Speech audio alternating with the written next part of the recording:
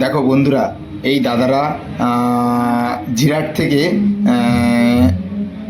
আজকে শুনলাম 4-5 দিন হয়েছে বেরিয়েছে। তো এই দণ্ডি কেটে আমাদের পারুলিয়া পর্যন্ত এসে পৌঁছেছে। তো এখন পৌঁছে গেছে আমাদের এখানে শিবা অনুষ্ঠান হল, যেখানে কালী মাতার মন্দির রয়েছে। হ্যাঁ, ওই মাতার মন্দিরে আজকে রাতে থাকবে দাদারা।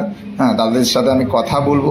তোমাদেরকে তার আগে একটা ছোট্ট ভিডিও দিয়ে দিলাম, আমি রিভিউ নেব দাদাদের কাছ থেকে, তোমাদেরকে সেটা আমি দেখাবো। তো এই যে দাদারা মন্দিরে যাচ্ছে, এখানেও দণ্ডি কেটে ঢুকছে। তো খুব ভালো লাগলো জিনিসটা দেখে। সবার ভালো হোক, সবার মঙ্গল হোক।